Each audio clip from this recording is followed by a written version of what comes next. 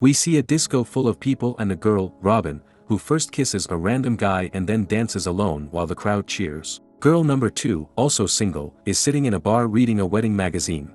A guy asks her when she is getting married and she replies that she will do so 18 months after she meets the right man.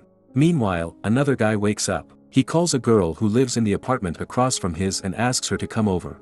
Meg, a doctor who is also single, wakes up when a colleague tells her she is needed in exam room 3. In a dormitory, Alice and Josh, wearing only towels, stand in front of their rooms. The towel is about to slip from Alice's hands, so the boy jumps to save her from the embarrassment of losing his towel. 4 years later, Josh and Alice are living together and their photos are scattered around the room. They continue to fight, so Alice explains that she wants to take a break to live alone and understand what it means to be single. She thinks that if they want to be together, they need to figure themselves out first. Lucy is in her new apartment and tries to connect to the internet. She finds a network. The source is Tom's bar. Robin wakes up with a hangover, sees a stranger in the kitchen. He reminds her that he is in her apartment, and she admits that she does not remember much of the previous night.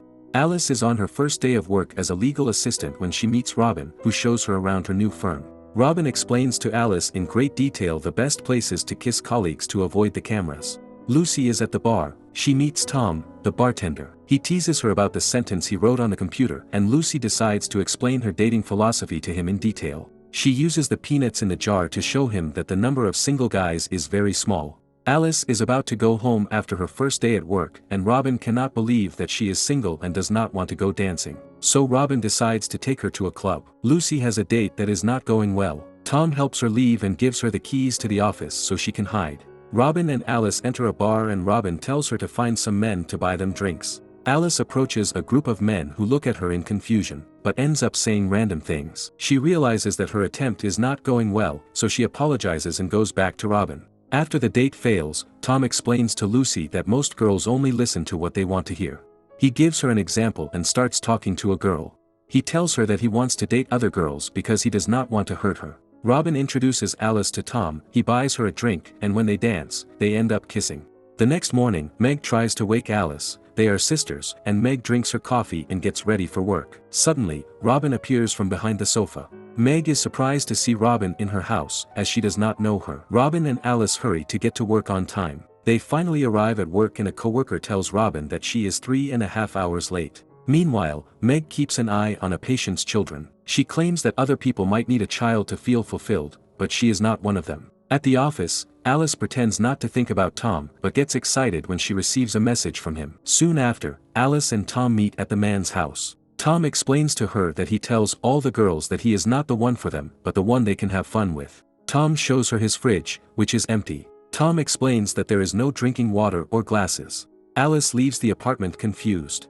The next morning, Alice is sitting in a bar waiting to meet her now ex-boyfriend Josh. When Josh arrives, he tells Alice that he is seeing someone else. He claims that he cannot wait for her while she is out having fun with her friends at the disco. Alice is upset because she expected them to get back together. Later, Alice is in the park with Meg and Robin. Alice is convinced that she will be single forever, but Robin tries to comfort her by reminding her of her good points. Lucy is back at the bar. A group of girls are celebrating a marriage proposal, and Lucy realizes that she knows the girl who is getting married, but depressed that she is all alone in a bar wearing sweatpants. While all her friends are getting married, she is still single.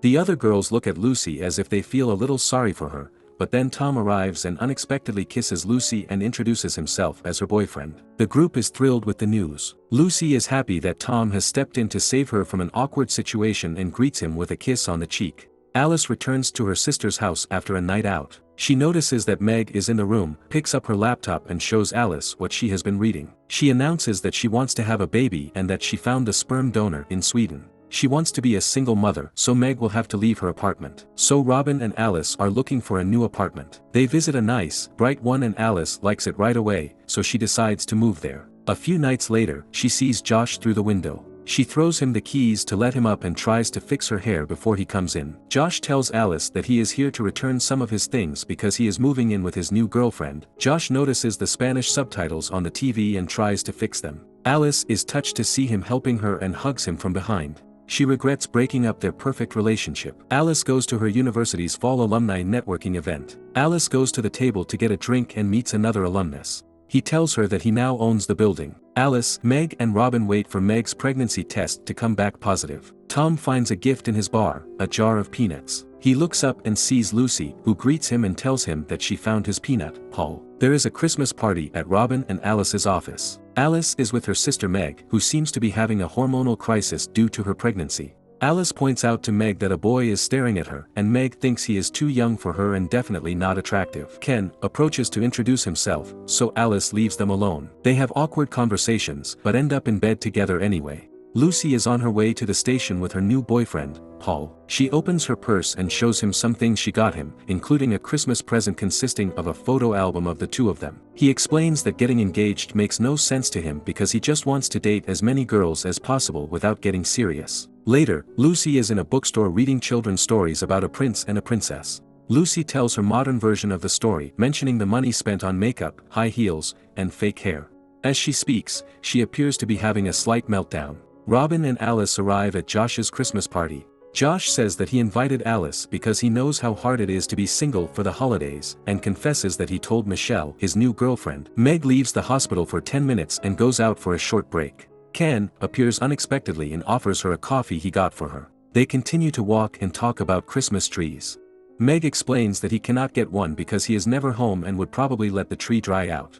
She says she had a great time but that he should find someone her age who has more free time. At the party, Alice drinks from her cup while watching her ex-boyfriend dance with his new girlfriend. She asks Robin if he wants to go with her to see the Rockefeller tree, but Robin is busy talking to two boys. Alice says no problem and promises to call her tomorrow. As Meg leaves work to go home, she sees a large white Christmas tree in front of the elevator. The tree surprises Ken, who explains that it is plastic and will not wilt. Meanwhile, Alice walks down the street and runs into David, the former student she met at the party. As they talk, she realizes that he is not married as she thought, but only has a daughter. Alice suddenly asks him if he would like to see the Rockefeller tree with her, and David tells her that he has something to show her first.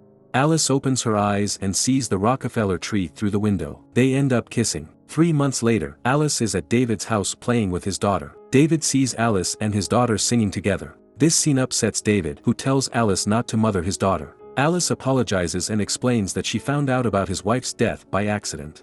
David interrupts the conversation by saying that he is not ready for a serious relationship. It is St. Patrick's Day and everyone is dressed in green at Tom's bar. Lucy is there with her new boyfriend. Alice is at her favorite pancake place when she meets Josh, who is there with his parents. The parents tell Alice that they miss him and then enter the restaurant. Alice also learns that Josh has been accepted to business school. Ken happens to see Meg shopping for the baby and realizes that she is pregnant. He confronts her and she admits that this is why she has been avoiding him. Meg explains that she went to a pregnancy clinic and got pregnant through a donor. Meg thinks that he might be upset by the news, but Ken says that she has every right to do what she wants with her body. He adds that he would be willing to help and be a father. Alice gets a message from Josh saying her parents miss her. Soon after, she receives another message from Tom, asking her to meet him for a drink. Alice and Tom meet, and the man explains that he likes Lucy, but he is also seeing other girls. They drink all night and end up in bed together. Later, Tom deletes the numbers of all the girls he knows from his phone. It is Alice's birthday and she is having a party on the roof. Alice is happy that there are no boys she likes tonight, but then she sees David, Josh, and Tom. Robin tells her that he invited them because he thought it would be fun. Alice tries to hide from all three of them. At one point, David, Josh, and Tom run into each other and Alice freaks out. David approaches her to apologize and then leaves disappointed when she says she no longer wants to be with him. Alice is upset and goes to sit on the fire escape for a while, and Josh joins her. They make up, but Josh tells her that he is marrying his new girlfriend. Alice tells Josh that she needs to be alone. Alice goes out and stops a cab, but suddenly Robin appears in front of the cab and jumps in. She explains that Meg is in labor. Ken shows up and Meg tells him she loves him. Alice returns home and spends some time alone, unable to undo her own dress. She shows up on Robin's doorstep and awkwardly tells her that even though she has found a way to undo her own dress, she still wants Robin to be around. Robin teases her at first, but they eventually embrace and admit that they have missed each other. Alice notices that Robin lives in a large luxury apartment, and Robin reveals that she is rich and only works at the office because she enjoys spending time with Alice. Meg is enjoying her time with Ken and their baby. Meanwhile, Tom is in his apartment making small changes in his life. He fixes the water in the kitchen sink in case a girl sleeps over and is thirsty. Robin finally starts dancing with the boys at the disco. Lucy wears a wedding dress and dances with her husband. David opens a box of photos and mementos and tells his daughter that he wants to talk to her about her mother. Alice takes the hike she and David talked about. As she enjoys the view alone, the narrator says, "You're really only single for a moment before it's gone." Subscribe for more videos like this, turn on notifications, and leave a like to help the channel grow. Thanks for watching.